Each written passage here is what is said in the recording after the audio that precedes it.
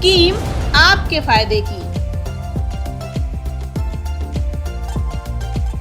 1970 के दशक के बाद में देश में कुल मिलाकर के जितना सिंचाई का क्षेत्र बढ़ा है उसका 85% से ज्यादा हिस्सा भी भूगर्भ के जल पर निर्भर है। लेकिन भूजल के स्रोत जो क्योंकि दिखाई नहीं देते और दिखाई नहीं देने के कारण से उस पर जिस तरह से दबाव बढ़ता जा रहा है, आज परिस्थिति यह है कि देश के कुल 6,800 से ज्यादा ब्लॉक्स जिनका हम नियमित रूप से जांच करते हैं, आकलन करते हैं, उसके लगभग 22-23% ब्लॉक्स जो हैं उनमें पानी समाप्ति की ओर है, समाप्त हो रहा है या सिकुड़ता जा रहा है। निश्चित ही ये देश के लिए चिंता का विषय था, लेकिन माननीय प्रधानमंत्री जी जिस संकल्प के साथ में और जिस विजन के साथ में हमेशा ही बात करते हैं और कहते हैं कि जन सहभागिता के बिना कभी भी ऐसे विषय में सफलता प्राप्त नहीं की जा सकती। आज हम जिस योजना का शुभारंभ माननीय प्रधानमंत्री जी के हाथ से, प्रधानमंत्री जी की गरिमामय उपस्थिति में, माननीय रक्षा मंत्री जी की गरिमामय उपस्थिति में करने जा रहे हैं, वो अटल भूजल योजना भी जन सहभागिता के सिद्धांत पर खड़ी है। देश के 7 ऐसे प्रदेशों में एक साथ उन प्रदेशों के 78 जिलों के 8,500 से ज्यादा गांवों में ये योजना प्रारंभ आज माननीय प्रधानमंत्री जी के कर कमलों से होगी और 6,000 करोड़ रुपए की इस योजना पर 50% हिस्सा विश्व बैंक ने सहयोग करने का निर्णय किया है। मैं विश्व बैंक के प्रतिनिधि जो यहाँ मौजूद हैं इस समय में उनका भी आभार और अभिनंदन करना चाहता हूँ। माननीय प्रधानमंत्री जी ने जिस तरह से जन सहभागिता के सिद्धांत के साथ में ऐसी सारी योजनाएं, चाहे वो शौचालय बना करके देश को स्वच्छता के दृष्टिकोण से दुनिया के विश्व के पटल पर एक आदर्श के रूप में प्रस्तुत किया होगा, और उसके साथ ही साथ में जो नई योजना जो हर घर तक पेयजल योजना, पेयजल पहुंचाने की योजना है, इस जल जीवन मिशन जिसकी गाइडलाइन आज हम इशू कर रहे हैं, उसमें भी जन सहभागिता को हमने प्रमुखता के साथ में रखा है। देश के 130 करोड़ लोग उस पूरी शक्ति के साथ में उस विषय के साथ में जुटे हैं और हमने सफलता प्राप्त की है। जल के प्रबंधन और जल के संचय और संरक्षण का विषय भी निश्चित ही एक जन आंदोलन का स्वरूप माननीय प्रधानमंत्री जी के नेतृत्व और उनके मार्गदर्शन में ले रहा है। वैसे तो बताने की जरूरत नहीं, फिर भी मंत्री जी की बात सुनकर आप इतना तो समझ ही गए होंगे कि भविष्य के लिए धन संचय हो ना हो, जल संचय बहुत जरूरी है, क्योंकि हम अगर अब भी नहीं संभले तो हमारी अगली पीढ़ी शायद पानी को बोतल में भी नहीं देख पाएगी। नमस्कार, आप देख रहे हैं देश रोजाना का कार्यक्रम स्कीम आपके फायदे की, जिसमें आज हम विस्तार से जानकारी देंगे अटल भूजल योजना के बारे में। मैं हूं स्मिता सिंह, बताऊंगी आपको कि सरकार की जल संचय के लिए शुरू हो चुकी ये योजना कैसे काम करेगी और इसका लाभ आम जनमानस तक कैसे पहुंच सकेगा। विषय पर चर्चा शुरू करूं उससे पहले आपसे एक छोटी सी गुजारिश कि हमारे कार्यक्रम यदि आपको पसंद आ रहे हैं तो इन्हें लाइक और शेयर करके अपना सपोर्ट हम तक जरूर पहुंचाएं। कुछ कहना चाहते हैं तो कमेंट बॉक्स का इस्तेमाल करें। तो चलिए बात करते हैं अटल भूजल योजना की। देश की सरकार को इस योजना की शुरुआत क्यों करनी पड़ी, उसके लिए कारण बताने की जरूरत वैसे है नहीं, फिर भी आपको बता देती हूँ कि भूजल के इस्तेमाल में दुनिया भर में हम भारतीय अव्वल हैं। दुनिया के करीब 25% भूजल का दोहन भारत में होता है। 65% जल की जरूरतें भूजल से ही हमारे यहाँ पूरी होती हैं, फिर चाहे वो खेती हो, पेयजल हो, औद्योगिक जल की आवश्यकता हो। यहाँ शहरों की आधी आबादी जहाँ भूजल पर निर्भर है, तो वहीं ग्रामीण इलाकों की पानी की 85% से ज्यादा जरूरतें भूजल से ही पूरी होती हैं। लेकिन चिंता की बात यह है कि भूजल के इस बेलगाम अतिदोहन से भूजल के जो स्रोत हैं वो तेजी से घट रहे हैं और बीते 1.5 दशक में देश के भूजल स्तर में 60% से ज्यादा की गिरावट आ चुकी है। नतीजा, आज देश भर की आधी आबादी किसी न किसी तरह से पानी की कमी से जूझ रही है और दुख की बात यह है कि स्वच्छ जल नहीं मिल पाने के चलते हर साल 2 लाख जिंदगियां काल के गाल में समा रही हैं। ऐसा नहीं है कि सरकार ने इस समस्या के समाधान के लिए कभी गंभीरता नहीं दिखाई। 2016-17 के बजट में राष्ट्रीय भूजल प्रबंधन सुधार योजना की शुरुआत इसी उद्देश्य से की गई थी और 2014 से 2018 तक 32,000 करोड़ रुपए जल प्रबंधन के लिए खर्च भी हुए, लेकिन उम्मीद के मुताबिक इसका कोई सकारात्मक परिणाम निकल नहीं सका। इसके बाद इसी योजना का नाम बदलकर अटल भूजल योजना रखा गया और 2019 में फिर से धरातल पर इसे उतारा गया। 25 दिसंबर 2019 को अटल बिहारी वाजपेयी जी के 95वें जन्मदिन के मौके पर माननीय प्रधानमंत्री श्री नरेंद्र मोदी द्वारा अटल भूजल योजना की शुरुआत की गई। जल संसाधन विभाग और जल शक्ति मंत्रालय द्वारा क्रियान्वित की जा रही ये योजना भूजल को निकालने की रफ्तार को कम करने और भूजल स्तर को बढ़ाने के उपायों पर काम कर रही है। साथ ही जन जागरूक अभियान भी चलाए जा रहे हैं। इस योजना के तहत भूजल की कमी को खत्म करने के लिए 2020-21 से 2024-25 तक 5 साल में 6,000 करोड़ रुपए खर्च कर योजना को लक्ष्य तक पहुंचाने का काम किया जा रहा है, जिसकी आधी रकम यानी 3,000 करोड़ रुपए वर्ल्ड बैंक और 3,000 करोड़ रुपए भारत सरकार खर्च करेगी। लेकिन वर्ल्ड बैंक इस योजना के लिए जो फंड देगी वो तभी देगी जब इस योजना के समझौता पत्र पर लिखे गए सभी परिणामों को पाने में योजना कार्यक्रम सफल हो सकेगा। वर्ल्ड बैंक द्वारा योजना के लिए दी जा रही 3,000 करोड़ की राशि का भुगतान बाद में केंद्र सरकार द्वारा वर्ल्ड बैंक को कर दिया जाएगा। आपको जानकर हैरानी होगी कि आजादी के 75 बरस बीतने के बाद भी देश के 18 करोड़ ग्रामीण घरों में से महज 3.25 करोड़ घरों तक ही पाइप से स्वच्छ जल अभी तक पहुंच पाया है, संभव हो सका है। इस योजना के माध्यम से भारत सरकार का लक्ष्य है या कहें कि संकल्प है 2024 तक हर घर नल से स्वच्छ जल को पहुंचाना।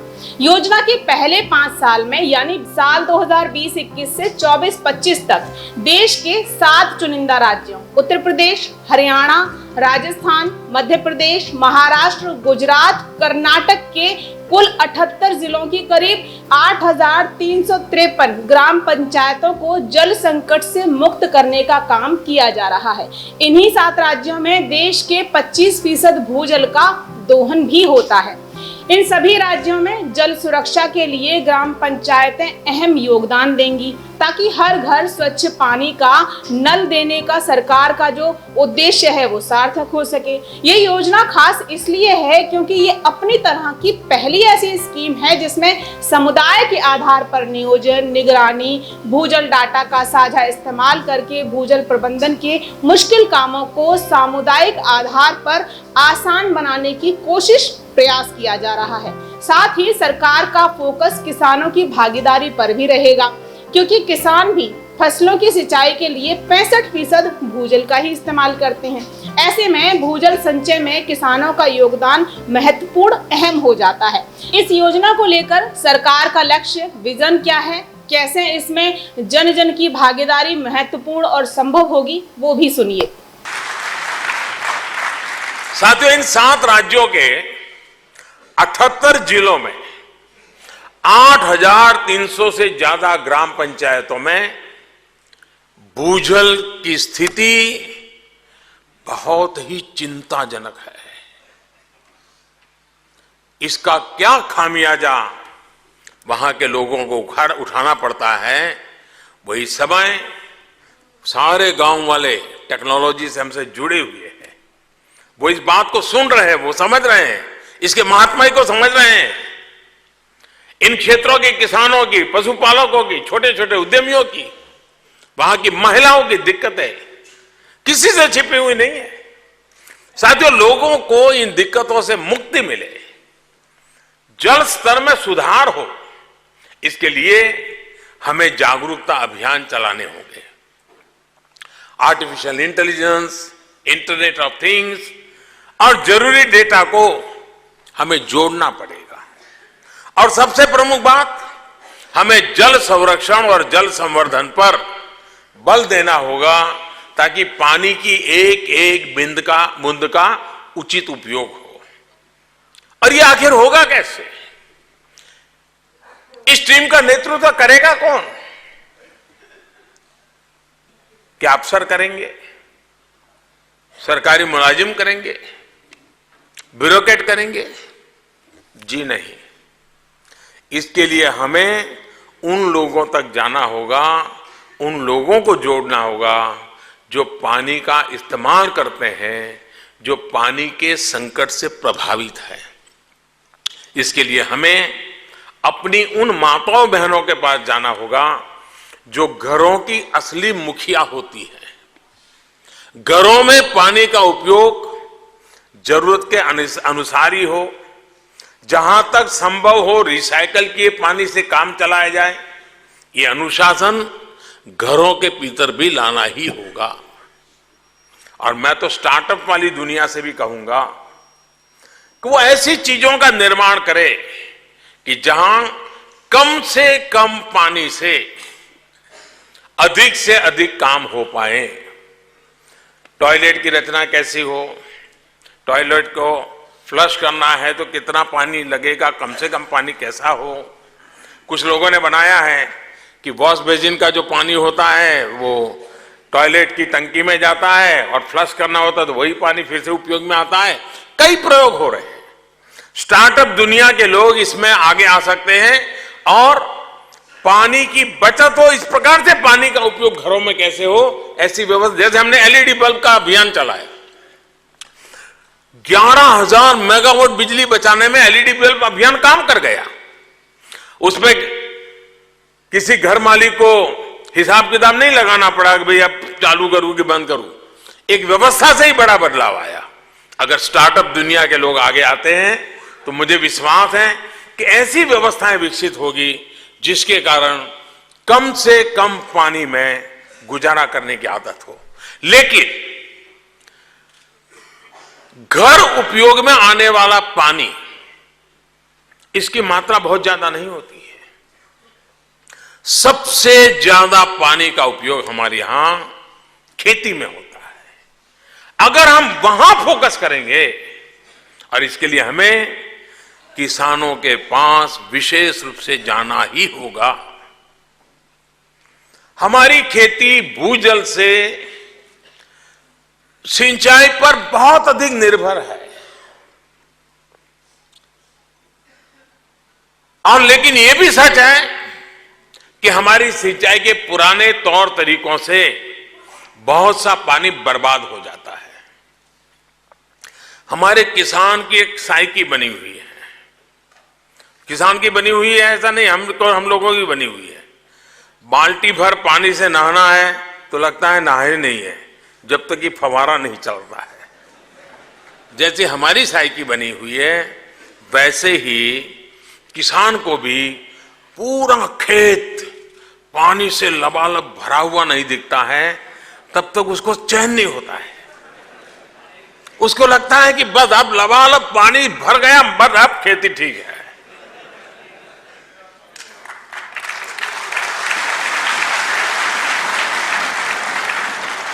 और पानी जमीन के लिए है कि पौधे के लिए, इसका भेद ही समझ नहीं है। एक्चुअली पानी पौधे को चाहिए, लेकिन किसान पानी जमीन को देता है। उसका दोष नहीं है, हमने उस तक सही बात पहुंचाई ही नहीं है। उसी प्रकार से फसल, जब पता है भाई कि कुछ फसल ऐसी हैं जो पानी सबसे ज्यादा लूटती है मैं कहता हूं। योजना के लिए धन कैसे खर्च हो रहा है वो भी समझिए। इस योजना के क्रियान्वयन में लगने वाली कुल लागत को 2 भागों में बांटा गया है: संस्थागत सशक्तिकरण व क्षमता निर्माण और प्रोत्साहन राशि।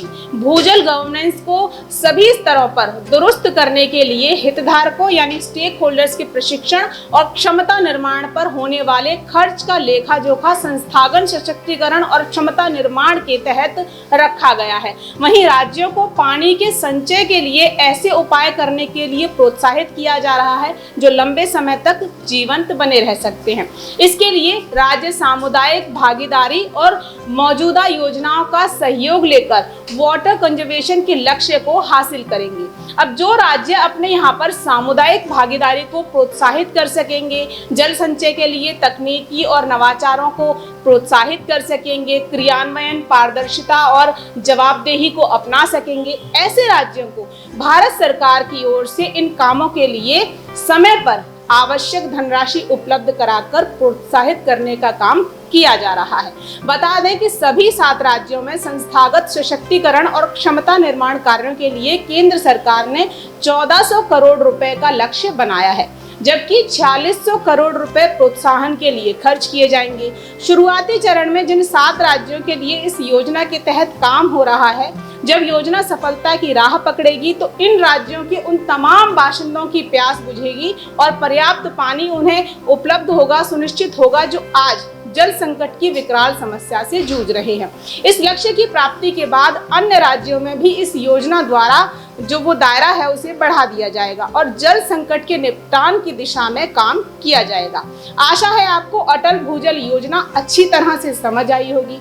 बेशक आपको भी इस योजना में अपनी भागीदारी देनी चाहिए, तभी लाभ भी संभव हो सकेगा। इसके लिए आप भी अपने क्षेत्र में किए जा रहे उन सभी छोटे छोटे प्रयासों पर नजर रखें जो जल संचय, संग्रह और भूजल संरक्षण में मददगार हों। इसके बाद आप भी इन्हें अपनाकर अपनी ग्राम पंचायत के माध्यम से जल संचय के कार्यक्रम को आगे बढ़ाने में सहयोग कर सकते हैं, ताकि ये मुहिम गति पकड़े और तय लक्ष्य पाने में सफलता हासिल हो सके, जिससे ये योजना तो सफल हो ही, हमारे राष्ट्र और समूची आवाम के लिए जल की जरूरत भी पूरी हो और भविष्य के लिए भी जल बना रहे, जीवन के लिए जल सदा रहे। उम्मीद करती हूँ कि आपको कार्यक्रम पसंद आया होगा और विषय समझने में कोई कठिनाई बिल्कुल नहीं होगी। इस जानकारी को ज़्यादा से ज़्यादा लोगों तक पहुँचाने के लिए वीडियो को शेयर ज़रूर करें। हमारे काम को प्रोत्साहित करने के लिए आप लाइक का बटन दबा सकते हैं। फीडबैक के लिए कमेंट बॉक्स का इस्तेमाल करें। और हाँ, यदि आप भी किसी योजना की जानकारी चाहते हैं, सरल भाषा में समझना चाहते हैं, तो योजना का नाम कमेंट बॉक्स में आप लिख सकते हैं। फिलहाल के लिए इतना ही, फिर होगी मुलाकात किसी स्कीम की पूरी और सरल जानकारी के साथ। देखते रहिए देश रोजाना। नमस्कार।